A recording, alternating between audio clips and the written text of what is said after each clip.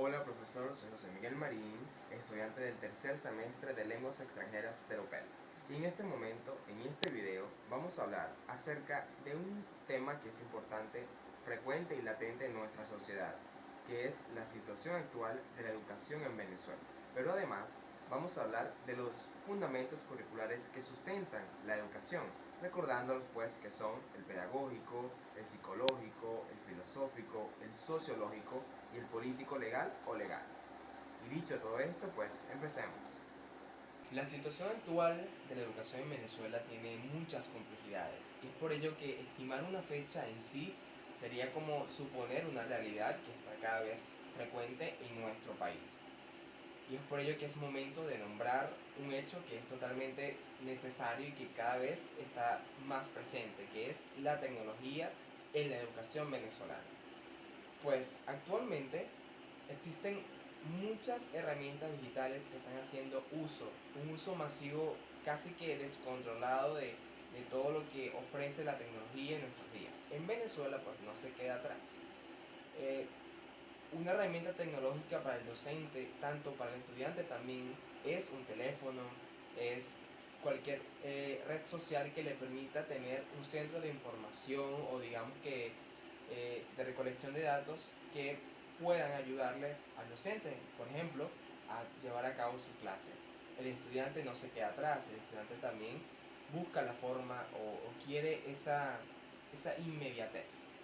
Pero estancarnos en la tecnología sería como obviar otros factores que están presentes y que también son necesarios que una vez más se hable de ellos.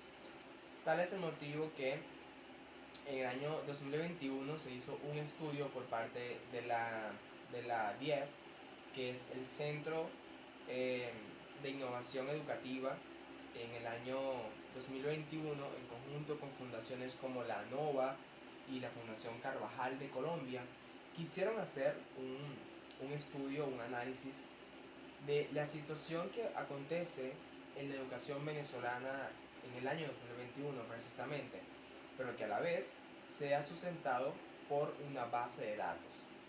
Y bueno, en este sentido se habla de números, de estadísticas, pero lo más relevante a lo que se llevó en conclusión fue que existe un deterioro de la educación en el país. Esto fue lo que reseñaron. Pero además de esto, también presentaron varios hallazgos, varios factores que podemos nombrarlos. Pues, y el primero de ellos resultó que en comparación con el año 2018, en el 2021 existió una, digamos que una deducción de estudiantes, tanto de bachillerato como de primaria, y esto es alarmante totalmente. Pero por su parte también a nivel docente, el personal docente tuvo que, por razones del país, por razones personales, migrar a otros horizontes, por lo que hizo que la educación venezolana tuviese totalmente un declive, porque si no está el docente para enseñar, ¿cómo el estudiante va a aprender? Aunque existen muchas maneras de aprender, la forma más segura y aunque más tradicional es precisamente la de tener un tutor, un guía, un profesor, un docente en este caso. Otro de los factores que se dejó ver en este análisis es la infraestructura escolar. Y no hablamos solamente de cuatro paredes, no estamos hablando de la pared bien pintada, eh, digamos que de la puerta bien puesta o establecida, valga la redundancia, sino que estamos hablando de situaciones un poquito más profundas, como un sistema de salud competente. Estamos hablando también de buena electricidad, de agua limpia, para que tanto el docente como el estudiante pueda, bueno, satisfacer su necesidad humana de poder ingerir agua, de poder beber agua. También tenemos que existen pocos centros recreativos. Hablamos de teatros, de aulas de música, por lo que la institución, la universidad o el colegio, el liceo venezolano es realmente un reflejo de lo que acontece social y políticamente en el país, situación que no debería ser, pero que está aconteciendo. En otro factor tenemos eh, que según la encuesta de la DEF, que es el Diagnóstico Educativo Venezolano, en conjunto con lo que se dijo anteriormente, llegaron a la conclusión también de que la escuela el liceo, la universidad, el instituto como tal, dejó de ser un lugar seguro para educar, por lo que los mismos estudiantes en algunos casos se sienten un poquito inseguros socialmente y que otros tantos se sienten seguros, pero es cuestión de opinión, de, de quizá de criterio de cada uno. En otro sentido también tenemos que la educación venezolana se ha visto influenciada por muchos factores sociales, culturales, políticos, que no se quedan atrás, que son el reflejo, que incluso la educación venezolana lo refleja. Y por tal motivo es que actualmente el sistema educativo venezolano, o mejor dicho, los docentes, los estudiantes, son superhéroes. Tienen de verdad el superpoder de poder construir, el superpoder de seguir hacia adelante pese a las limitaciones y a todo esto que también engloba un sistema educativo. Dicho todo esto, entonces pasemos al segundo tema, que son los fundamentos curriculares de la educación. El primer fundamento del que vamos a tratar es el fundamento pedagógico de la educación. Y es por ello que es tan importante la participación que tiene el maestro en la vida del aprendizaje y enseñanza del estudiante. Por tal motivo, en este fundamento se toma en cuenta la postura del maestro, las herramientas que utiliza el maestro, pero sobre todo si éste se guía por un plan curricular acorde, que sea dinámico, que sea didáctico, para que el aprendizaje del estudiante sea significativo a corto, a mediano y a largo plazo. Solórzano en el año 2016 deja ver dos posturas en cuanto a este fundamento, y es que la primera de ellas, si el proceso de aprendizaje y de enseñanza por el cual el maestro opta para que su estudiante obtenga un verdadero conocimiento significativo y verdadero, es poco flexible y no toma en cuenta la realidad del estudiante, pues seguramente este aprendizaje tendrá dificultades en todos los plazos de la vida de este estudiante.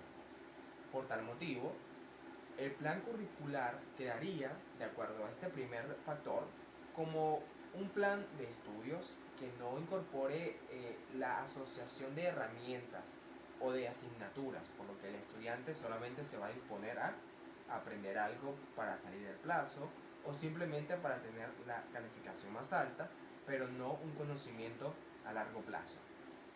Y también a una serie de objetivos curriculares que valgan más por la parte de producto, de consolidar un producto más allá de poder estimular el aprendizaje, el conocimiento y la participación del estudiante. La otra postura es todo lo contrario, es básicamente que si se toma en cuenta la realidad y el humanismo que tiene el estudiante, así como del docente también, en el plan curricular, pues seguramente este proceso para adquirir esa información o para eh, consolidar ese conocimiento va a ser flexible y por consiguiente va a ser duradero. Por tal motivo, si se incorporan en esta segunda fase herramientas que sean didácticas o que sean dinámicas, va a proporcionar precisamente que ese estudiante tenga la capacidad para recordar todo ese proceso que vivió en cuanto a su adquisición de conocimiento. Por tal motivo es que se incorpora a la didáctica en este fundamento pedagógico, así también como a todas aquellas ciencias que aporten fundamentalmente a este fundamento. La investigación, la indagación, disculpe, y sobre todo la lectura son herramientas pedagógicas que se reflejan en la fundamentación curricular pedagógica, tanto para que el estudiante tenga un verdadero rendimiento escolar como para que el docente sepa cuáles son aquellas herramientas o cuáles son esos factores o puntos débiles que tiene el estudiante para empezar a trabajar a partir de este fundamento. Fundamento, el filosófico, también existen varias cosas que componen al hombre como un ser, como una esencia realmente que trasciende mucho más allá del conocimiento que pueda adquirir, puesto que el hombre también tiene muchas incógnitas. El hombre se dispone a aprender de acuerdo a los modelos sociales, ¿no? Pero este fundamento en el currículo tiene que ver mucho con la esencia del hombre, con lo que hace el hombre para aprender.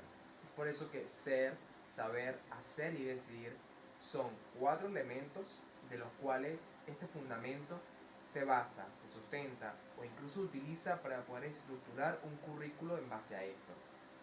Es importante también mencionar que la sociedad juega una determinada característica o un aspecto muy importante para el hombre, puesto que o configura o incluso potencia la necesidad que tiene el hombre para poder expresar lo que siente en cuanto a términos educativos se refiere, ¿no?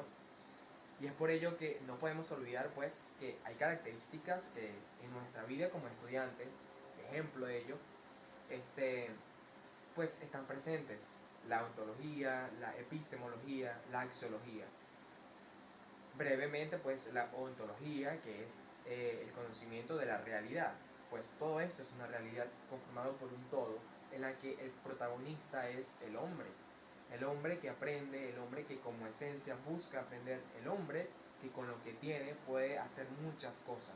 También está la epistemología, que es la naturaleza del conocimiento. La realidad se compone de un conocimiento, pero el conocimiento a la vez de unos valores.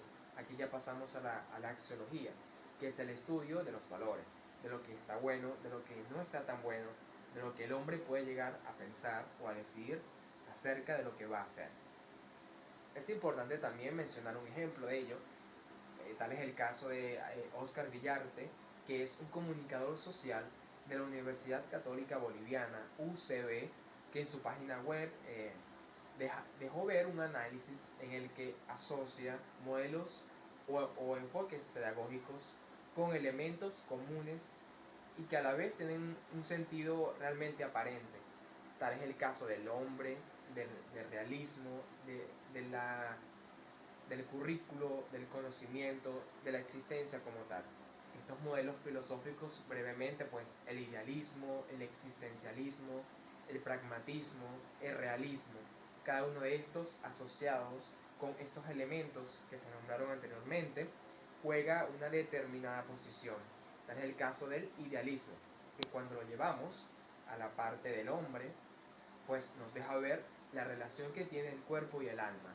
El alma y el cuerpo evidentemente son dos cosas diferentes, pero que eh, desde una postura filosófica precisamente tiene mucho sentido y tiene que ver más allá con lo que uno ve y centrarse más en lo que es.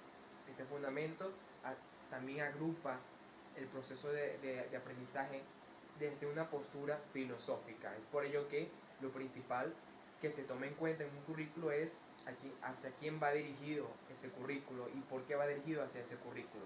Ante esto entonces nos paramos, nos detenemos y pensamos qué es el hombre, cuáles son esos principios o cuáles son esos valores que hace que el hombre socialmente se comporte de tal manera. Fundamento psicológico.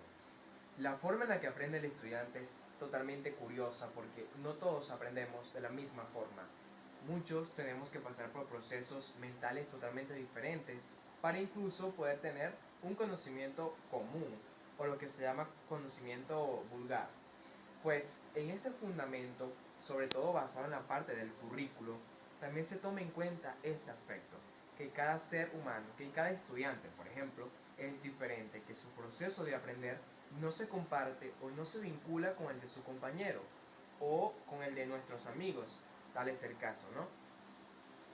Para este fundamento no se debe olvidar, según Jaime Ortiz, el aporte que hizo Jean Piaget, que fue quien investigó y analizó las etapas del desarrollo. Brevemente, pues, estas etapas son la sensorial motriz, la preoperacional, las operaciones concretas y operaciones formales. En base a esto, el docente tampoco debe olvidar cuáles son las desventajas de ese estudiante al momento de aprender, pero sobre todo su conducta, porque su conducta al final de cuentas es lo que va a dar indicio a cómo empezar a combatir quizás la pereza al momento de estudiar, quizás las pocas ganas que tenga la persona para convertirse en un investigador y así consecutivamente, pues.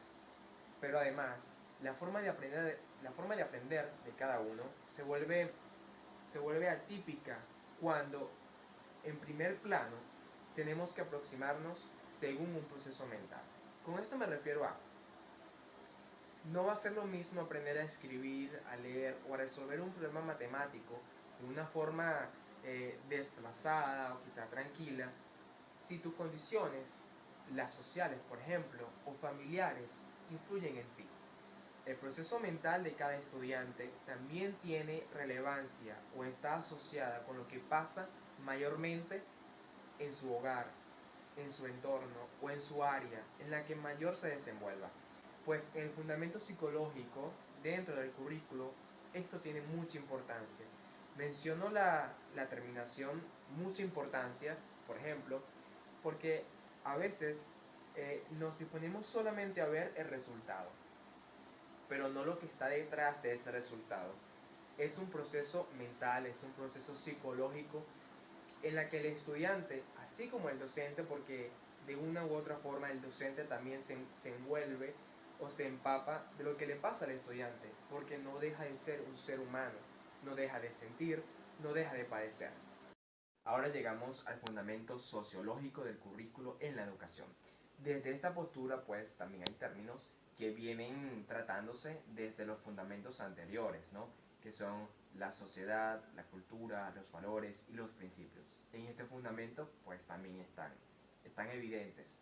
Pero en este fundamento específicamente existen contrapartes, porque, por ejemplo, Ortiz, quien cita a Hoskins en el año 1980, Hoskins, quien dice que existen desacuerdos entre saber si el currículo y la sociedad forman parte de este fundamento.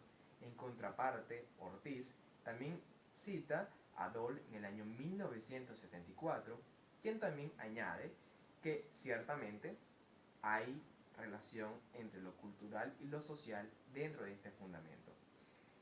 Y desde este plano, pues, nos deja ver que al momento de planificar u organizar una tarea, un contenido mediante un currículo, también se toman aspectos muy importantes, como el social en este caso. El social tiene que ver con lo religioso, con lo moral, con lo ético, que viene de parte del estudiante y que el docente debe observar, tratar de una manera equilibrada, para que de esta forma el estudiante también se encuentre seguro de poder aprender, de poder concentrarse y sobre todo de poder seguir en un margen lleno de igualdad de condiciones independientemente de su condición social precisamente. Ante esto, y después de decir todo lo anterior, también se sustenta la escuela como tal. La escuela es importante, sí lo es, a pesar de que actualmente la escuela está dispersa por el mundo. Porque la escuela no son cuatro paredes nada más, aunque son importantes. La escuela es un aspecto que lo conforma cualquier estudiante del mundo, en este país o en cualquier otro país. La escuela es algo mucho más allá de lo místico, es una realidad que nos acompaña y que nos va a seguir acompañando al pasar del tiempo, de los años. Y es por esta razón que el conocimiento que se obtenga debe ser equilibrado, debe estar o debe equivaler a la formación y a la información que requiere para poder alcanzar cierto grado de competencia. Pues también existen patrones sociales en cuanto a poder desenvolverse curricularmente de acuerdo al fundamento sociológico. En este sentido vamos a saber cuáles son, pues. El primero de ellos es plantear los objetivos. El docente, aunque quizá antes no lo sabíamos, tiene objetivos. O sea, el docente busca que sus estudiantes puedan comprender por lo menos la idea principal de lo que se está dando en el currículo. Aunado a eso y en segunda etapa, pues esto va por una secuencia de grados. Antes no sabíamos por qué íbamos a la escuela al primer grado y por consiguiente al segundo grado. Ahora, luego de todo eso, pues logramos deducir que todo tiene curricularmente una secuencia. Finalmente, o en tercera etapa, mejor dicho, viene la especialización de ese contenido. ¿Qué tema se quiere dar? ¿Cuáles son los subtemas que provienen del primer tema? Y así hasta, bueno, llegar a la conclusión de ese tópico determinado. Pero finalmente la evaluación, que no solo consiste en llenar una hoja con ciertas preguntas, sino que también implica el momento en el que el docente se para frente a sus estudiantes a hablar muy por encima del contenido. A partir de allí y de acuerdo al currículo, pues empieza la evaluación. En este fundamento sociológico se toman aspectos culturales, sociales, pero que también forman parte de la vida del ciudadano, del estudiante o de la persona. Y ahora finalmente llegamos al fundamento político-legal. Y es que al escuchar este nombre de político-legal nos viene a la cabeza todo lo que esté asociado política y legalmente con la educación, pues ciertamente lo es. En este fundamento se toma en cuenta a nivel de prioridad lo que el Estado interponga en cuanto a temas de educación se refiere. Porque bueno, es evidente que debe haber una armonía entre la escuela pública, entre la escuela privada y el Estado, puesto que todo debe estar plasmado en un currículo legalmente, ¿no? Pero en nuestro caso como venezolanos, también tenemos leyes o aspectos totalmente oficiales que avalan la educación y que incluso le otorgan un poder humano y social a los estudiantes, al niño o a la niña, deberes y derechos, por ejemplo, ¿no? Pero en la Constitución de la República Bolivariana de Venezuela también se evidencia muchas leyes o disposiciones que son importantes o que son trascendentales porque son necesarios para que la educación se consolide cada día más. Está de parte de nosotros como ciudadanos poder cumplirlas o continuar ese patrón. Pero no solo la Constitución, sino que también la ley de educación está presente dentro de este fundamento, porque por ejemplo, en el capítulo 1 de disposiciones fundamentales, pues en el artículo 1 determinadamente nos deja ver que la educación es un proceso integral que se debe regir por ciertas normas, normas que conduzcan a la organización, a la planificación coherente dentro del sistema educativo.